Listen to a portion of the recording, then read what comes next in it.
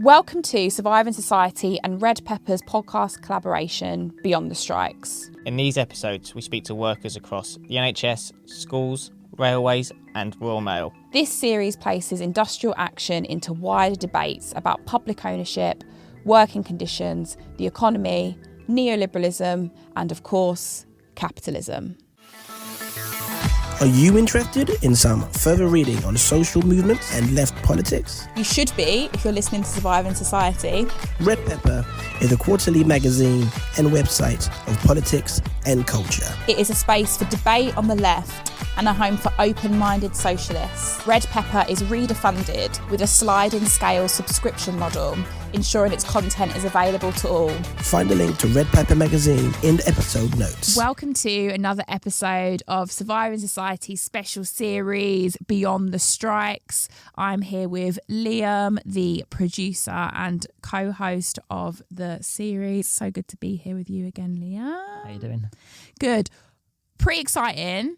We've got Andy Young zooming into the studio, who's worked for Royal Mail for 20 years, but at the moment is currently being victimised via the CWU, was previously a rep. We're going to get into the intricacies of what I've just said there, but ultimately this episode is about Royal Mail and the strikes. Yeah, that's about right. And I think before we get into the most recent dispute, Andy, it'd be good to talk about, obviously you've been at Royal Mail for a long time now, kind of the changes that you saw maybe from privatisation onwards, because I think that's where the real bad news started kicking in. So that was in 2013, but what that kind of actually meant for posties would be interesting. I think really the Tories ever since Thatcher have been trying to privatise Royal Mail.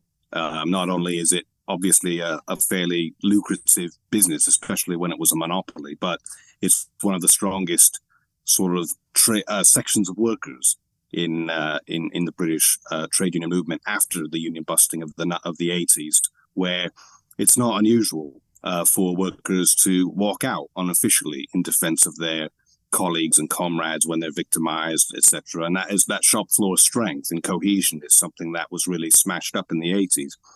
Tories tried it in the mid-90s, were defeated. Labour got in and went to Europe and put a postal services bill to open up the parcel market, which they did in 2006. And that was the beginning of privatisation, because at the same time they turned Royal Mail into a sort of infrastructure for all the privatised companies to do all the cheap bulk work, mechanised, where you can take mail from councils or big businesses, franked mail, and you can take parcels. What was hard to deliver would then be given to Royal Mail to deliver on the last mile, as they called it, the last mile of delivery, where the postie would walk around having to actually physically deliver it. That was the expensive bit, and the government rigged the pricing scheme so that Royal Mail was just losing money. The last thing they did was that they had a pension holiday in the 1990s for over 10 years, as I understand it, and that meant that the pension scheme became this sort of like millstone around the neck of Royal Mail. The Tories got into power. They said from the very beginning, along with the Lib Dems, who were absolutely pro-privatisation too, something that their supporters often aren't aware of. And Vince Cable led the process, who's often seen as sort of honest, reasonable wing of the Lib Dems. He was absolutely in the forefront of the process. They as always, privatised the profits and socialised the debts. They took on the pension scheme in order to make it sellable, because you couldn't sell it otherwise. And then they marketed it. They had a very short 3-week span where they sort of like all of a sudden said, right, we're going to privatise it now, and they released the shares and all the rest. And they admitted that they privatised it at nearly half its value. Because they were so worried that the workers and a strike potentially would sort of poison the sale. So loads of hedge funds and banks got in on it, and they made an absolute killing just selling on loads of it, flipping the shares within 2 or 3 weeks, which had doubled in value. And that was 2013. The other thing they did was they all of a sudden discovered that the pricing regime that the likes of the other big company was TNT. That used Royal Mail to deliver all the stuff that they had collected. They discovered, the government, that actually the pricing regime had been unfair to Royal Mail, and they corrected it so Royal Mail could make money off of it. But the big thing was that for several years after privatization, the sort of contradictions between a workforce that's relatively well paid, unionized, and strong compared to the parcel delivery market, which opened up, which is full of insecure contracts, full of 0 hours contracts, fake self-employed status. You got no holidays paid, you've got no pension, you've got no sick pay, and all the rest. And you just have to work loads and loads of hours running around trying to deliver parcels and all the rest in time. And often paying for your own van and petrol and all the rest. That was the kind of competition we had.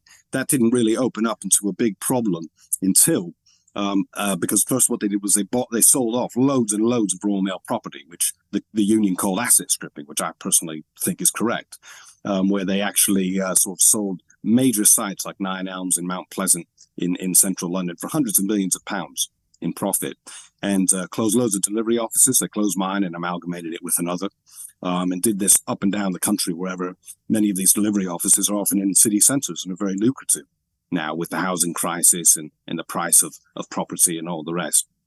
And they did that for several years, and that made a lot of money, and it sort of ameliorated the contradiction between the shareholders who wanted profit, right, and our terms and conditions, which are worth millions upon millions upon millions for them.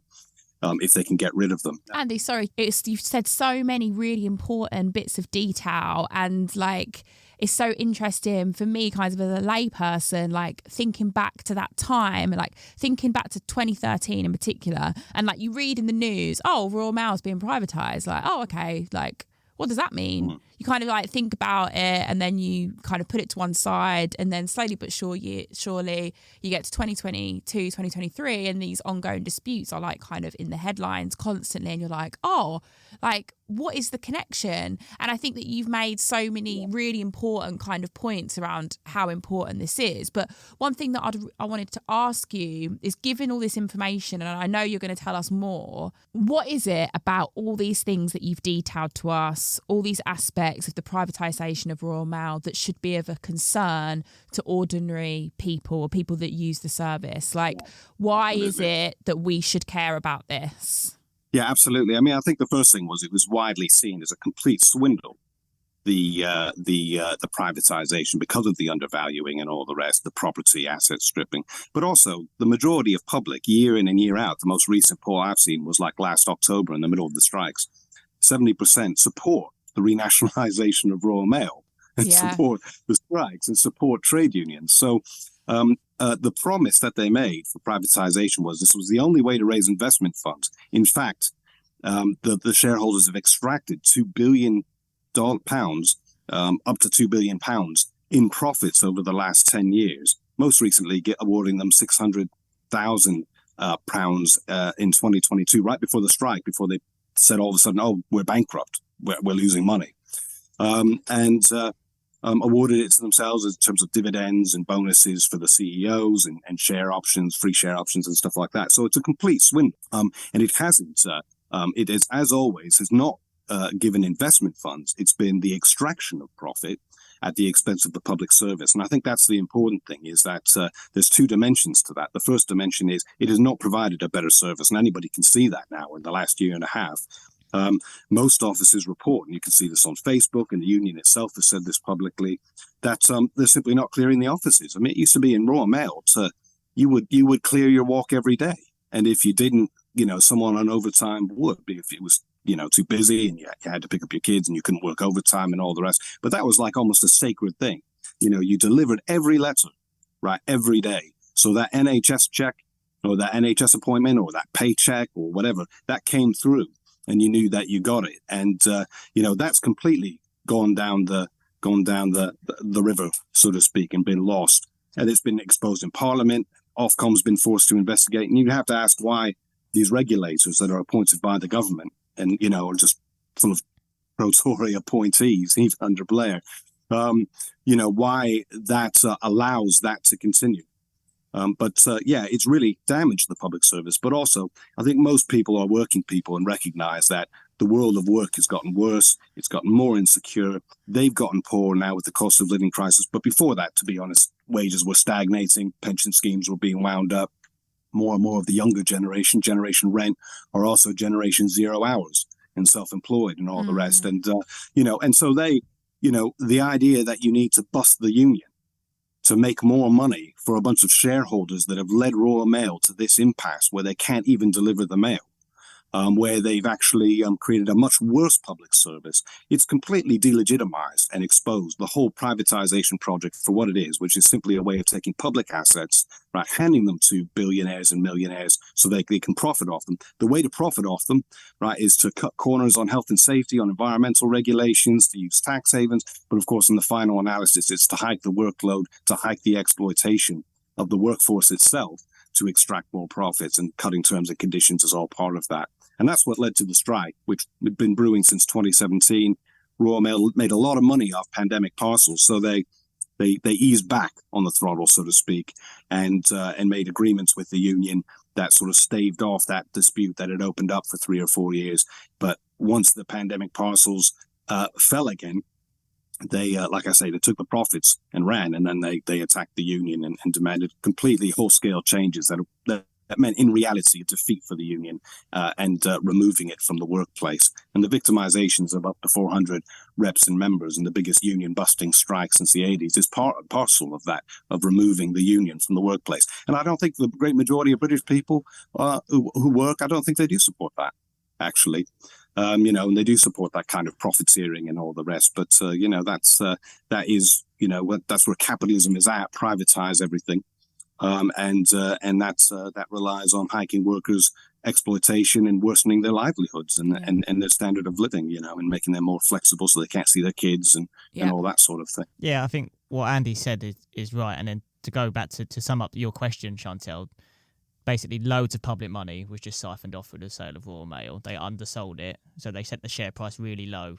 People bought it, and then the next day they were just selling it off for double the price. So all these city boys basically instantly doubled their money. They're selling off loads of public assets in the office, like the Royal Mail assets. So the reason they put the price lower than it was worth was effectively, so I'm being really anecdotal now, but so their mates. City hedge funds, asset managers, hedge funds and asset buy them managers. up, Their and mates, as in their community, as in their people that are within their tax bracket, can make a can buy it for cheap. And they flipped the shares within a couple of days. So within like a week, as Andy said, the share price had basically doubled, which I think the National Audit Office said had lost out on public funds of about £1 billion. So it's terrible because that's our stuff. Yeah, that is our stuff basically. Do you know what I mean? That's our stuff. And so what's happening with our stuff now? Well, I think one of the key things with the privatisation is that when Royal Mail was privatised, it was still recognised as a public service. So under some legislation, it has to abide by certain kind of quality of service targets, which sounds boring. I mean, it is kind of boring. But you basically have to deliver a certain amount of post on time, basically, which nobody else who is doing that has to abide to. So kind of Amazon, Every, DPD, DHL, all the other parcels lads that you see, they can do whatever they want. They don't have to pay a minimum wage. They don't have to give them holiday. Meanwhile, Royal Mail has to compete with these, so they're losing money competing with these other people, which has led to kind of some of the dispute. So what's the answer on this front? Because even if you did go back to public ownership, that would still be the case, wouldn't it? There needs to be a dual strategy, I think, where Royal Mail is organised, but also you have to tackle the rest of the sector, which I think is maybe where the union, the CWU, hasn't made as much progress as it would like. And if you look at, we've skipped ahead of all the dispute now, but if you look at the agreement that came out of the dispute, it was literally 35 pages long. It's massive because it covered basically so many different aspects of their jobs. And Royal Mail's literally been around for 500 years, so you can imagine how long and how intricate it all is. In the deal, it specifically says Royal Mail is basically being undercut by Amazon, Every, DHL officers. Royal Mail and the CWU will jointly campaign to raise standards in the sector. I mean, I don't know what that looks like in practice, but there is a recognition, I think, from the union and Royal Mail that they're being undermined by the rest of the sector, which I guess is separate to kind of the issues within Royal Mail and the dispute itself, but it's definitely a factor. And that you need regulation and you need organisation, basically. Yeah, I mean, I'd agree with that. I think that the union is not sort of long ago, because we've said for 10 years, even before the privatization, that, the whole sector was a sort of wild west of precarious work and all the rest, and that it needed to be unionized. But the CWU, which should have led an organizing drive, uniting with other unions to do that, is sort of, just the union leaders have just sort of sat on the CWU and sort of run it like a sectoral, that we organize Royal Mail, that's what we do. But in reality, that kind of sectoral approach of the union bureaucracy, I think, has failed us in that sense, and that it hasn't really organized. I'm not convinced about regulation. I'm not convinced Labour will really push much regulation of the market. They might do some, but it won't be enough in terms of the gap between Royal Mail workers and their terms and conditions and the rest of the market. But saying that, the deal has a lot of aspects to it, which, like the two-tier workforce, which kind of take the market's conditions partly into the workforce. And that is one of the big problems with it. But yeah, I think organizing is the big thing. I think the other thing is simply saying it needs to be renationalized, absolutely, because that resolves a whole sorts of issues. For instance, £2 billion over 10 years could do a lot to address the pension fund, because that's the second way in which the public is paid for. It's not just that they've lost £2 billion of potential investment in the company because it's been taken out of the company by the shareholders, but they've also now are on the hook for the pension scheme, which before was being funded from Royal Mail, and that was part of the crisis, so-called, in Royal Mail, a manufactured crisis that was part of the push for its privatisation. But I'll just say really quickly, I think it shows something about democracy and capitalism, because every election, the NHS is the top priority, and then the Tories gain law and order, immigration, no doubt they'll do Gaza now, and Labour just follows, sort of passively. And those become the issues that dominate the election, even though polls show for everybody the NHS is the top issue. It's the same thing with Royal Mail. I mean, what was all this pressure for over a decade to privatise it?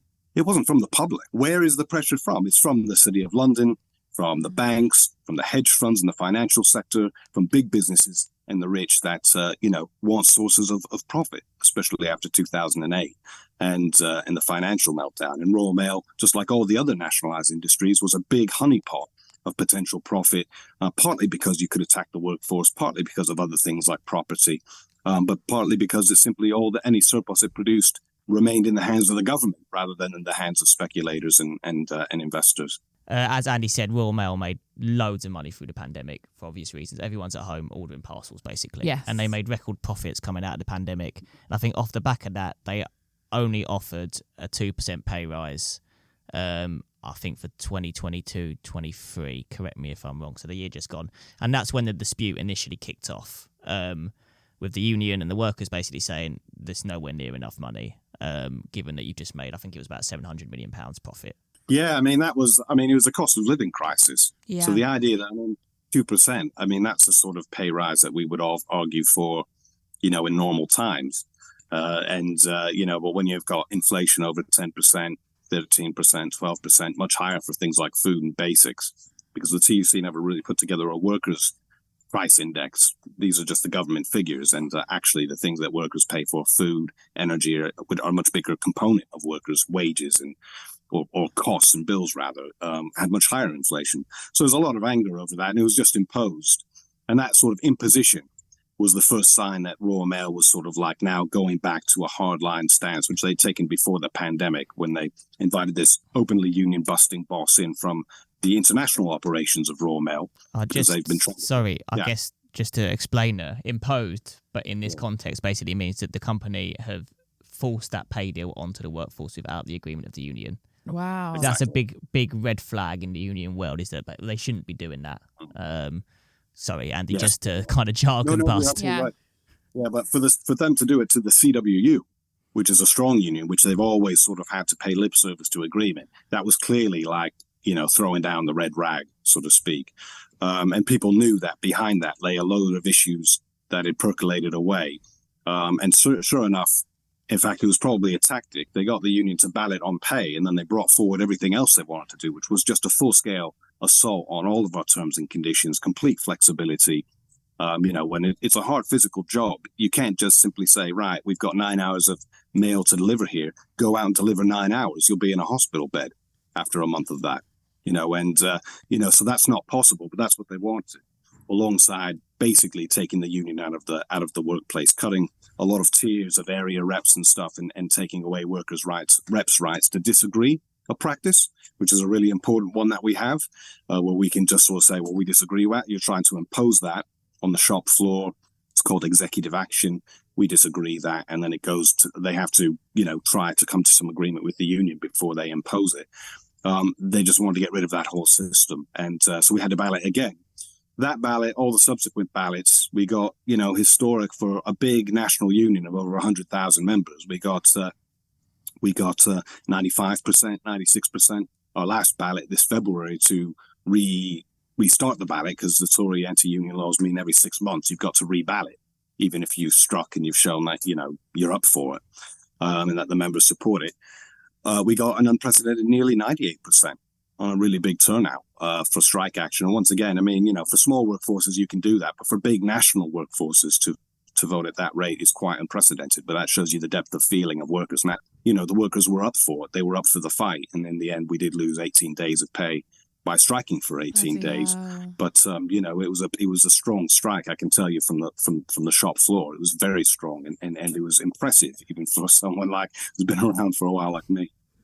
Yeah. Yeah, so I think just to kind of sum up again, we had an initial pay dispute. Mm-hmm. So the workers wanted more pay because obviously cost of living crisis, that then kind of morphed into much more structural changes within Royal Mail. So that meant kind of they were offering less sick pay. They were making them work longer hours. So the day is split between the time that posties, and correct me if I'm wrong here, Andy, because I'm obviously not a postie, they spend sorting the mail in the distribution centres, you see, and the time they spend out delivering it. And what Royal Mail want is they want more time out walking, which obviously makes the job harder for less pay. And there's kind of loads of other changes within the deal, but I think those are the big ones that people are pissed off about. Yeah, absolutely. And they said, they said it was quite rightly, Dave Ward, the leader of the union, and Terry Pullinger, they had fired up the union in 2017 and 2018 when we'd got an agreement, then they tried to pull out of it. They brought in Rico back, this union buster. They got rid of him during the pandemic parcels because they were making lots of money. But they, when the strike was back on, Terry and Dave Ward were really clear that this is the fight of our lives. This isn't just another strike, about, we want some more pay. They want some more efficiency. Unfortunately, we often meet them in the middle because we sort of strike with one hand tied behind our backs. We don't sort of let loose. But, they themselves said to the workforce, look, you back us now, or the future is going to be a grim one. And, this is the strike of our lives and we have to treat it that way. And the workforce responded magnificently to that. In my depot, it's about 150 workers. We had about at least 20 or 30% had come in the last 3 or 4 years. Many of them didn't know what a union was. They never worked in a unionized industry, etc., especially younger workers. And it was really positive because it used to be a sort of very, pretty white, pretty male, of a certain age workforce, but it was much younger, much more multiracial, a lot of, women workers coming in and stuff like that. And that was really good. But they all joined the union and were absolutely solid. But I think what really impressed me was that Royal Mail brought in loads and loads of temps to prepare to bust the union and get the parcels and special deliveries out and stuff like that when we were on strike. And we spoke to all of them. Every single one of them said they would not work strike days. Who's there was only one person. Yeah, all the temps, most of them students, all of them young, wow. all of them, and they all said, right, okay, we don't know what a union is, and that's really what you told us is really really interesting, but we absolutely support you, and we won't work those days. And it was like a ghost town. They didn't do it. Wow. And I can't speak for other workplaces, but around where the reps and the union took a sort of very proactive stance and tried to engage with the temps, they responded. And I have to say that, that was, to me, really, really amazing. And, we want them, we needed staff. So we wanted them to have jobs, you know what I mean? And we would have fought for them to have jobs and have the kind of terms and conditions we had. And that was, sort of something that unfortunately, didn't happen with the strike because of the way it went. But yeah, it was an absolutely solid strike. I think in December 9th, just when the union leadership was sort of actually beginning to wind up the strike because they hadn't called more action. Christmas is when we're most powerful, and it was only 2 weeks till Christmas. But 1 out of 6 postal workers went to London for a demonstration. They came from Northern Ireland. They flew in from Scotland at 3 a.m. They came from every part of Britain. you've never seen that kind of solidity. Everyone there was up for it and wanted to fight, even though they'd lost 14 to 15 days of pay by then. They were up for the fight. It was really powerful and really inspiring. And, I don't think, we'd seen anything like that really in even the CWU in previous strikes. It was really inspiring. I think that there's so many amazing bits of information that I've learned from this episode so far, Andy. But one of the things that I wanted to kind of return to, based on the detail that you've actually given, is that so you said that about 70% of the British public want Royal Mail to be under public ownership again rather than being privatised. Now, I believe that to be true, and I think if you ask people anecdotally, they would say that as well. But where I think the power is in terms of understanding this from a kind of democratic point of view and outside of the workers' dispute is actually understanding the detail or why it is that they want Royal Mail to be under public ownership again. Because I actually think that this is where the left and trade unions rely too much on the spirit of things that the left rely on, that the right rely on now, and the Tories rely on. Now, what I mean by that is there's a kind of spirit and a nationalist kind of sensibility associated with public ownership. And that is something, that we've been able to use on the left and within trade unions to keep things going. But actually, when it comes to that kind of nationalist sensibility, the Tories do it better. And they will be able to say, why would we want to keep something in public ownership when it can make profits for our country and keep things going, have it in the private sector? They can actually use that against us. So I know you didn't necessarily give the detail on why it is that the public want public ownership of Royal Mail, but I do think it kind of speaks to this sensibility that we have within politics in general, a kind of a banal nationalism, so nationalism where it's just kind of a feeling or a symbolism. But actually, if people knew the detail, which is why Liam's curation of this series has been so important, the detail of what is actually happening, then that would be, I think, much more powerful than this kind of sense of ownership, public ownership. Sometimes the debate around public ownership does kind of lean that way. Yeah. Definitely I think with the trains is a good example. And it's like, it's the French government that's owning this and it could be the UK government. Yeah. And it's like that, I guess that is true, but also you're giving me a bit of Brexit vibes there. But also it's just an open goal for the Tory. Like, they're so much better at that stuff. Yeah, but I think the argument is back to like public service, which obviously overlaps with the left, is that all of these privatised industries, we've seen it with the railway episodes, we've seen it with the NHS, we've seen it with the Royal Mail, they're not delivering a good public service, and instead they are delivering profits for international capital. And it's not, I don't think it should lean into an argument of like,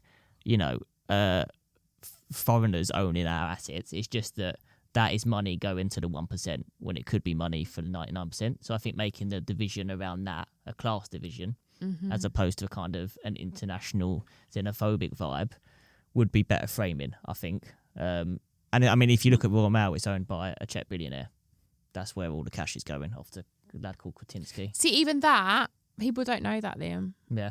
Well, it's because, it's pretty dull, isn't it, really? It's not dull. That's the whole point. It's not dull. Like, it's really important. This is, as I said earlier in the episode, this is our stuff. Yeah. I mean, Labour aren't committed to renationalising Royal Mail. But I think the whole debate around renationalisation is based on kind of, the fiscal rules. Basically, they're not willing to view it as an asset that can make money. They just see it as a one-off payment that's going to ramp up the debt. So they're not thinking, we can take these things back into public ownership and therefore make money. And I think a lot of the debate around the future of Royal Mail that is coming from, particularly the union, is about diversifying the role of postal workers. So if you look at postal workers across Europe, they're basically doing a lot more shit. So they'll be like caring for the elderly, they'll be like cutting people's gardens. And there's a lot of debate around how that would work in the UK, but the key issue is in a context where people are sending less letters, how do we preserve those jobs? But obviously the key distinction is all of those operators are still under public ownership, so they get support from the government to provide those. So even if they are diversifying the role, in terms under and conditions. privatisation, it wouldn't work. I don't think, because it doesn't. Caring for the elderly is no, but I'm just famously thinking, not a cash cow. No, of course, but I'm thinking. So that's still in Europe. That's what they're doing. They're diversifying the role, but you're still getting that kind of the terms and conditions protection. Yeah, I think because there's a recognition that, look, the postal service is changing. People are sending less letters. People are sending more parcels, obviously. But I think in the context of job decline, it's how do we maintain the jobs that we have in Royal Mail? And the answer across Europe, I think, has been to provide like financial services through the post office, stuff like that, caring for the elderly, XYZ, where that debate in the UK is non-existent at the moment. And obviously there's a massive issue about whether postal workers even want to do that. But that is what is happening across Europe, especially off the back of a massive dispute. I think it's quite hard to be like, oh yeah, that didn't go particularly well, now you got to do XYZ to keep your job. What do you think, Andy? First, I think like what Liam said is actually really important. It doesn't matter who owns it, whether it's a billionaire in the city of London or a billionaire in the Czech Republic or whatever. The fact is that it's about creating profit out of a public service that was nationalized and doing it by, hiking the workload and exploitation of the workforce. And I think there's loads of workers who are the majority in society who can see that for what it is, and many in trade unions, and therefore back it because it's a trade union issue and because it's right. There's many people, ironically, in the Tory shires who are middle class but rely on the post, and therefore, like rural buses, are actually at odds with what the Tories are trying to do and what Labour did under New Labour. And and you can mobilise them too, which is why I think the other side, like Liam's right, they're trying to diversify. I'm not convinced that Royal Mail shareholders really care about any of that, because what the union has agreed to do is construct a single large parcel delivery network, sort of like, in the Alien film where like the monster sort of bursts out of the guy's stomach and, the parasites. They want to turn what was an integrated part of Royal Mail that actually supported letters, because the cheapest way to deliver a parcel is to deliver it with a letter, because you're already going up the pathway, and the Royal and the union has shown that many times, and therefore the problem with the current deal is by separating, and that idea of a single parcel network is that by separating parcels, we are being put much more directly in competition with the likes of DPD and the other sort of precarious, gig economy parcel companies, which means that we'll have to compete much more directly to the degree you separate parcels from letters. The other thing is that I think that, whether people want to look in, I haven't got a problem looking in on old people and all the rest, because that's what we kind of do anyways, to be honest. I mean, like, there was one guy in my office who probably saved someone's life because they'd collapsed in their back garden, and he stayed with that person, got the ambulance involved. They probably wouldn't have been found for ages, etc. It's often postal workers who report haven't seen so-and-so for several days and all the rest. But whether most people want to do it or not, I think what most people realize is that it turns away from that struggle to unionize the parcel market, to put a floor under wages and conditions, which is the only long-term sustainable way to defend our own wages and conditions, and to do that through struggle. And, I would say nationalize the whole sector, frankly.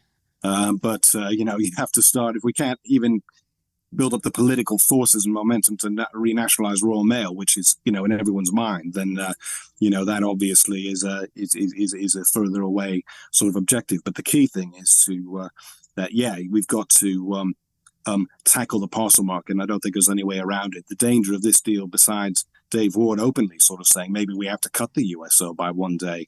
I mean, that used to be anathema to the union because it means losing 1 out of 6 workers, because people work 5 days and then they have a person who covers them when their day off, and that rotates through the week. So you get rid of 1/6 of the workers almost immediately.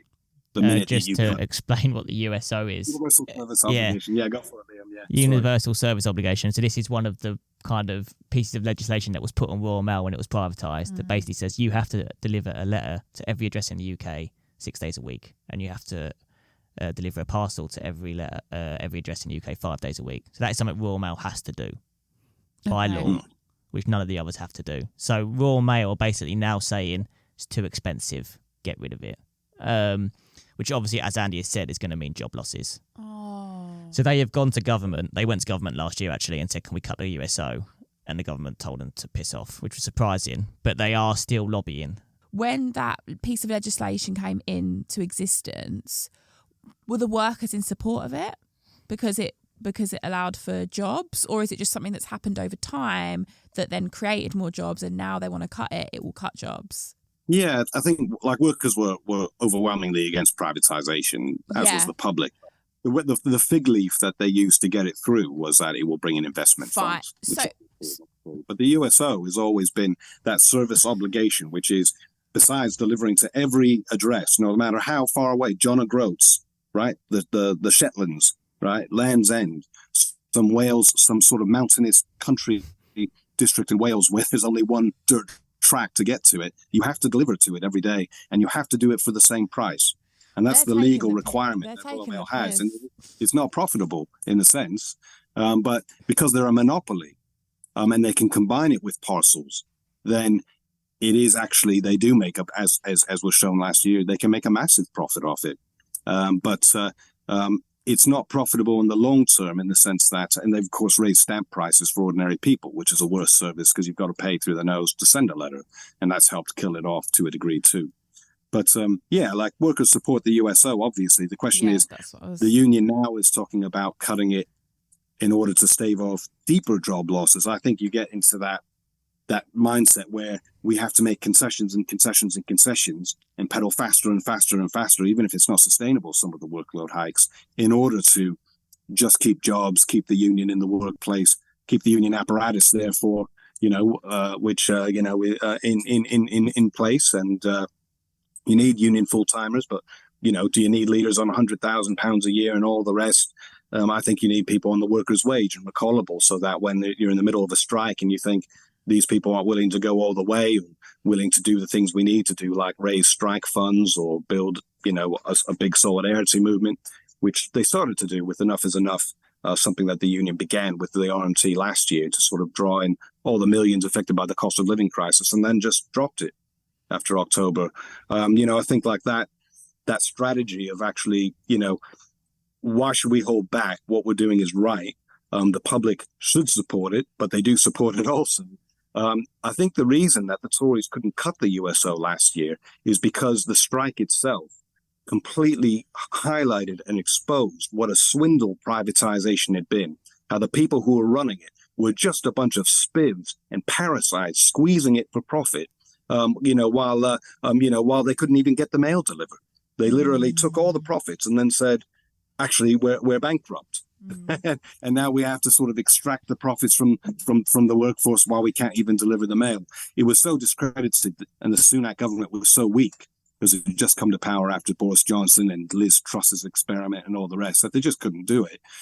And I think that's why that's the time that you argue for nationalization, when the government is weak, when privatization is exposed, when you're striking and therefore the public's paying attention. The problem is now it's out of the news. So, of course, it's not a political issue. It's not a political football that puts any pressure on the Tories. And that's why, hard-hitting strikes are important, because the public pays attention then, besides supporting it and honking their horns and bringing cakes and stuff like that down to the picket lines, which is really great. That was a really great aspect of the strike too.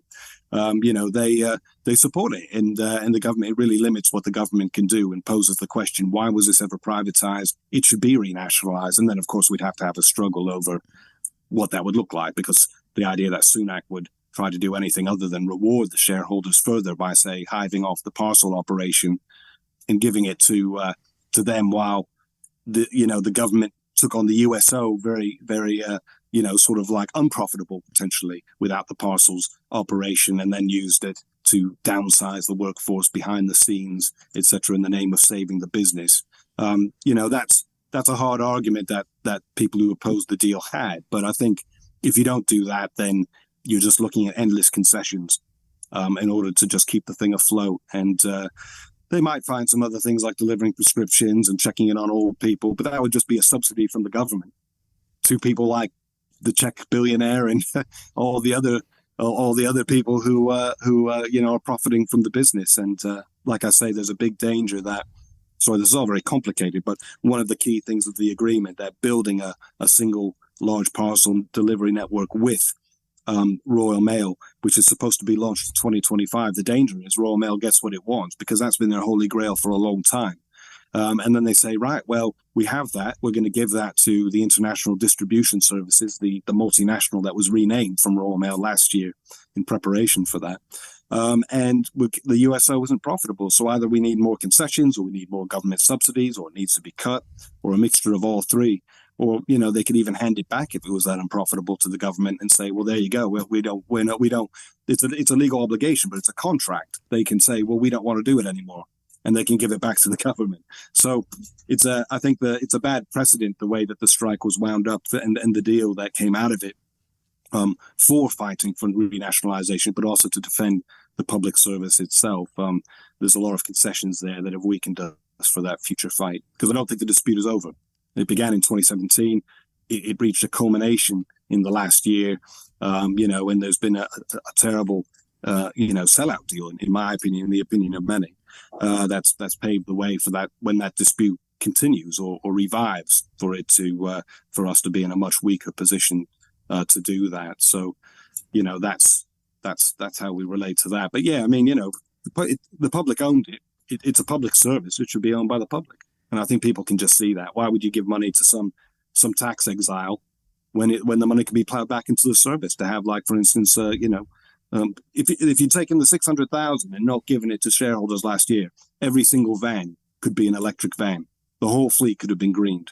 You know what I mean? With that kind of money, and all these things could have happened. Besides, protecting the terms and conditions and livelihood of the workers, and actually getting the mail delivered by filling vacancies. And that's not, that was the alternative. That didn't happen, as long as it's privately owned and run for profit. We're really fortunate that Andy's an amazing orator, and it's all really clear, like, how it all links. Like, I think what I was trying to get my head around was that the CMO was something that was introduced during privatisation. Sorry?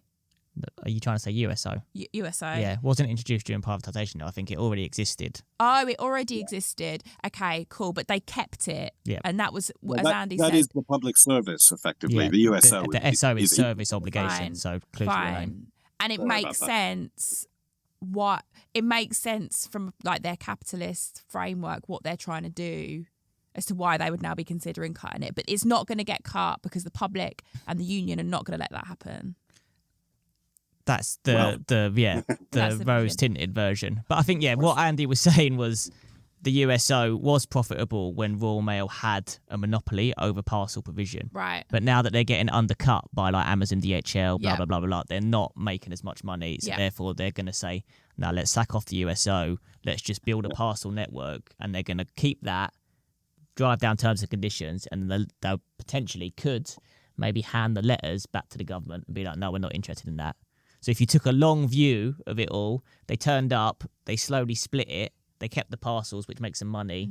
They probably want to drive people down to Amazon terms and conditions, self-employed, blah, blah, blah, the drill. And then they hand back the carcass of the public service to the government. And we're not interested, crack on. I mean, that's the doomsday scenario. But I mean, that's not going to happen. They're not going to win. Well, it could happen, but it's the worst case scenario. I think what's more likely is that if the union is already proposing cuts to the USO, and the government gives some money, if it's a Labour government, gives some money for these alternative things that sort of slightly prop up a postal worker's role, then the whole thing could be gradually downsized, but ultimately arrive at the same place through a very demoralizing process of give-backs and concessions. And certainly not a big pay rise, because we've got 2% built in for next year. And I can say inflation's almost certain to be higher than that. It's 6% for this year. That was one. And that's, that also is far below inflation.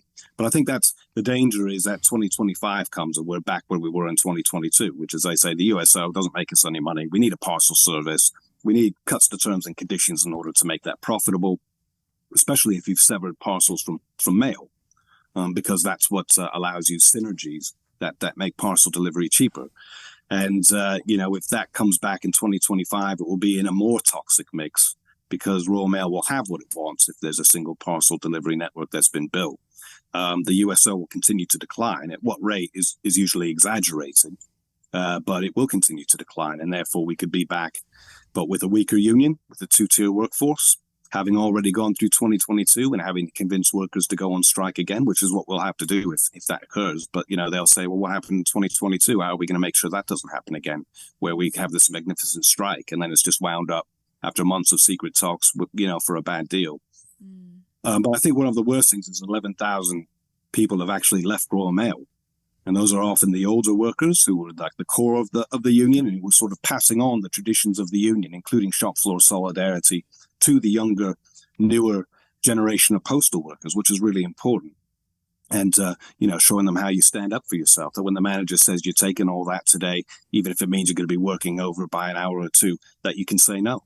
And that, people will back you up and all the rest. And, that's that the danger is that having lost 11,000 people, which is kind of an indictment of the deal itself, almost all of them in the union, no doubt. And we don't know how many people have actually left the union on top of that, but still work there. The fact is that we'll be in a much weaker position than we were, at the beginning of this strike, when the same situation might occur again and Royal Mail might pull out the same playbook. Because what they said was, it's so bankrupt, it's so unprofitable, we're basically bankrupt.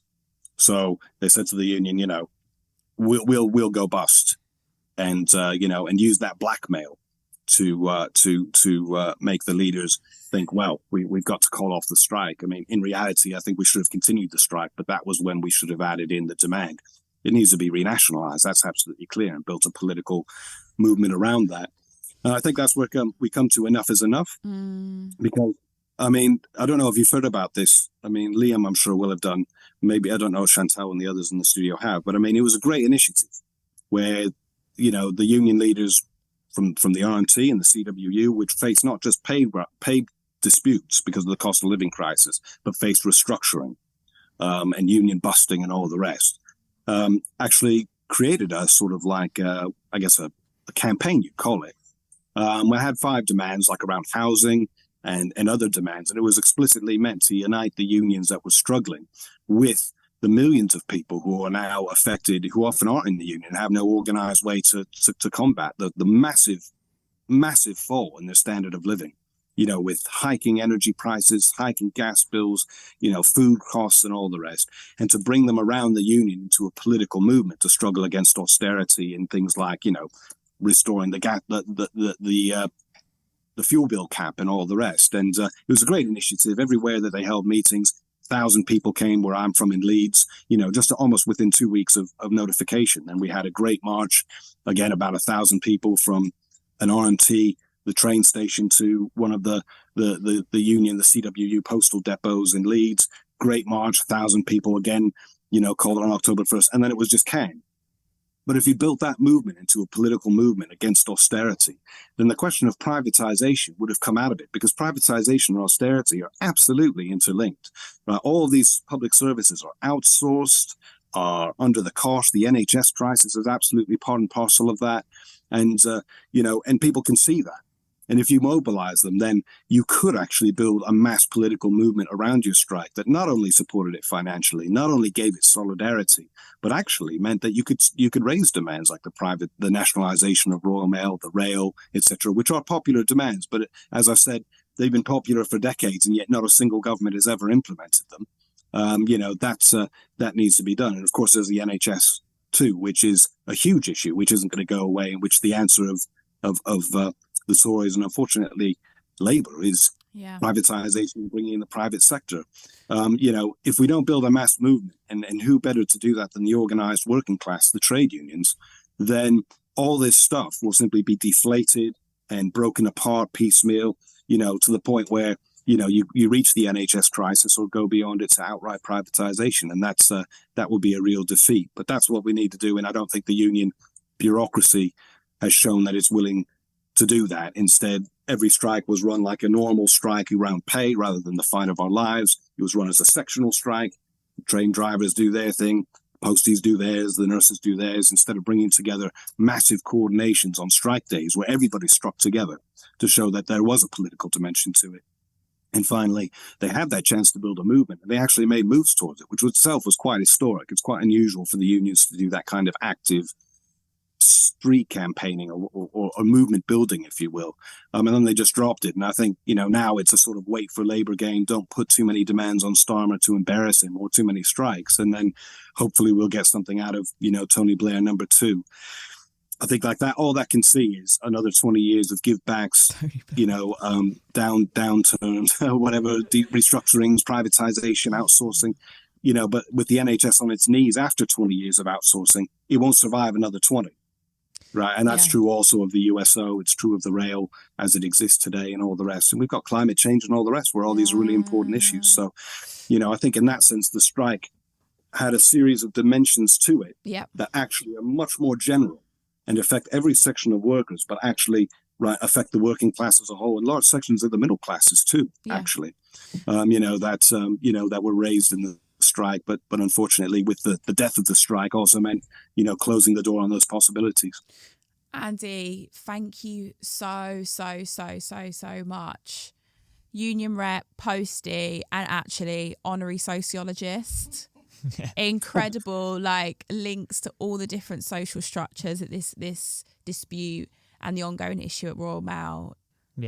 Royal Mail, man, it's a mess. But I think Royal Mail, but it touches upon a lot of things. It does touch on a lot of things. I think the bottom line from what Andy was saying is that when you look at Royal Mail and Amazon, they are the same fight, basically. Yes. And historically, I think the unions have looked at them separately and be like, if we can sort out Royal Mail, we'll be fine. Yeah, but I think this dispute has thrown up a lot of questions. Basically, a very, very historically strong union had to accept a deal that wasn't that good. Because the rest of the sector was just basically an absolute free-for-all. Can I say one last thing? I think I am a socialist, and I believe that the ultimate end point of this is, we need a revolution. But I think that what I found when we set up Postal State Workers Say No is that the people who flocked to it were not actually socialists or revolutionaries, but they were ordinary union reps who understood, because they went through the own experience of struggle themselves, which was a struggle against the employer, but then a struggle to stop this terrible deal. And to raise the questions of how can we control the unions democratically so that the members decide, the officials provide, that people are recallable when they're elected to positions, that they're aligned with the interests of their members because they're on the same wage. I think that project of rank and file democracy in the unions is really, really important. And I think I think as a socialist, it links to, the struggle to organize the working class for socialism, which is a revolutionary task in the end. But I think what inspired us was Nurses Say No, who I think you've interviewed. And the fact is that thousands upon thousands of reps and workers, which is totally new in Britain, can now see that there's something wrong with the unions, that we don't control them, and we need to turn them into things we control. Nurses say no, civil servants say no, teachers say no. There's all these oppositional groupings. There's a chance for a rank and file movement. So I just want to end on a note of hope, which is that hasn't gone away, that layer of people. Besides the loads and loads of young people who now think capitalism is bankrupt, as all the polls show, etc. And I think that there is a chance for a mass movement, that the darker the night, the sort of brighter the dawn. And, we shouldn't leave on a note of it's all fucked. No, but rather not at all. Leave on a note of, hope. This was a moment this last year. It's created something that's real and is really important and has tremendous potential. Right. And we need to build on that, and we'll have plenty of opportunities to do that. Thank you so much for your time, Andy. Thank you, Liam. Thanks for doing it, mate. Thank you for listening to Surviving Society. To support our work, you can rate, review and subscribe. To host or produce a series of Surviving Society, get in touch with us via Twitter or Instagram.